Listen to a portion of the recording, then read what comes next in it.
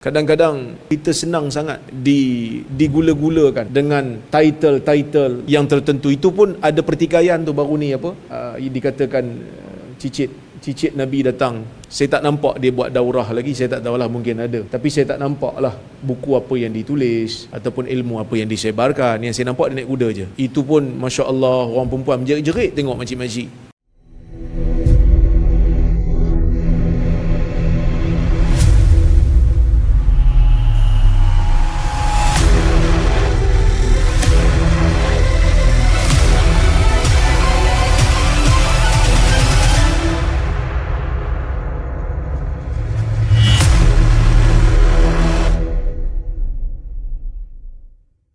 Dan kita pada hari ini, kita bimbang. Ada golongan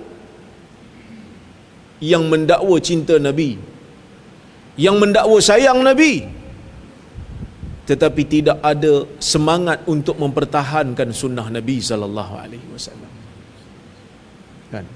Itu yang saya pernah sebut. Tuan-tuan, tadi saya sebut sikit dah. Saya tak ada masalah sambutan Maulid ni, kalau pengisian dia okey. Tapi kalau pengisian dia jenis buat maskot unta, tuan tengok ada video buat maskot unta. Pertama membazir, yang kedua buang masa. Baiklah kita hari-hari Maulid orang cuti tu, kita buat program baca hadis Nabi SAW, tu lebih bagus.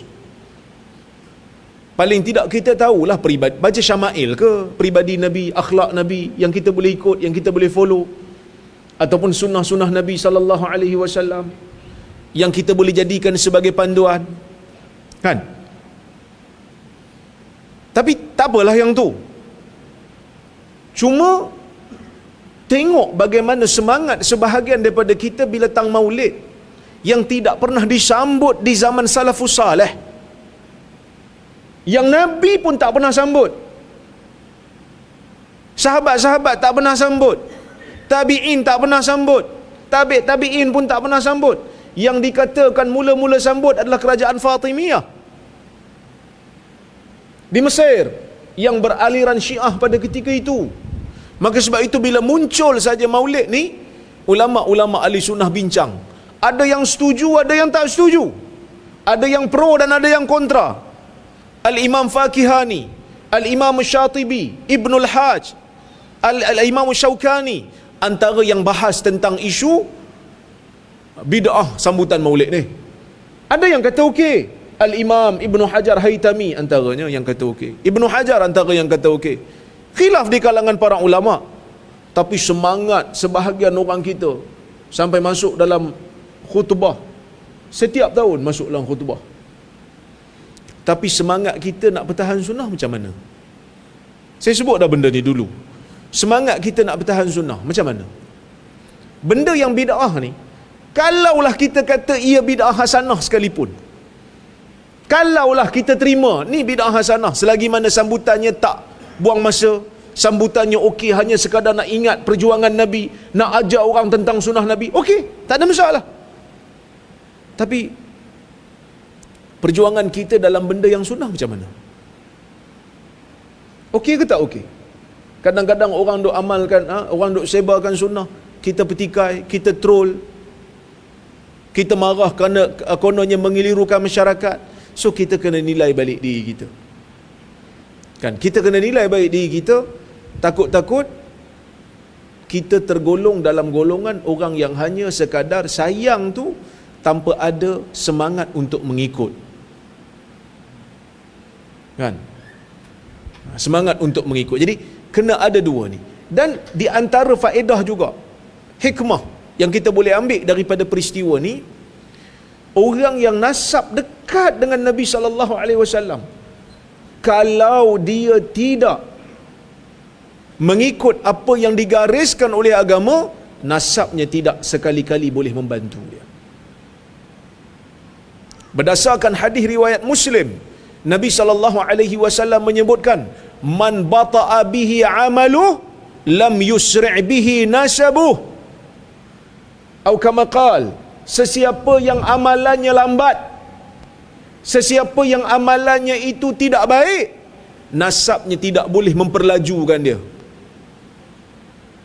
Hari ini kita berdepan dengan suasana di mana kita pun jadi keliru. Kita disuruh untuk menghormati ahli keluarga Nabi sallallahu alaihi wasallam, betul?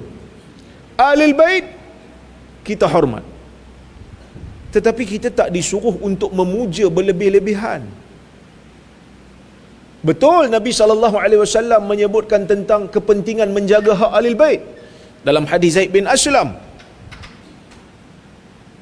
Nabi SAW suruh kita jaga kepentingan ahlul bait, kepentingan ahli keluarga Nabi, keturunan Nabi SAW. Betul. Kita hormati mereka, kita sayangi mereka.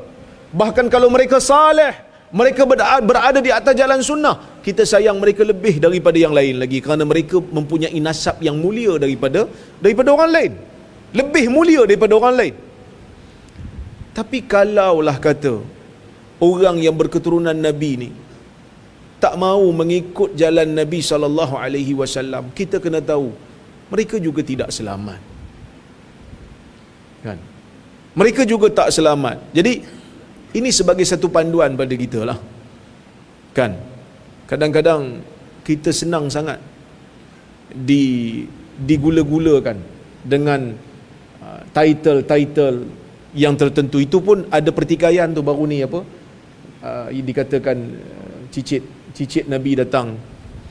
Saya tak nampak dia buat daurah lagi, saya tak tahulah, mungkin ada. Tapi saya tak nampak lah buku apa yang ditulis ataupun ilmu apa yang disebarkan. Yang saya nampak dia naik kuda je. Itu pun Masya Allah, orang perempuan menjerit-jerit tengok makcik-makcik. Kebetulan handsome pula tu. Kita muka ustaz tak handsome. Saya ingat kita kena pakai bedak banyak-banyak lah. Tapi tak boleh Ustaz, no. Kita keturunan bukan keturunan Nabi sallallahu alaihi wasallam. Cuma keturunan Nabi Adam je lah. Kan? Tapi nak bagi tahunya, nasab sekali-kali tidak akan boleh membela kalau seseorang itu tidak mahu mengikut jalan Nabi sallallahu alaihi wasallam.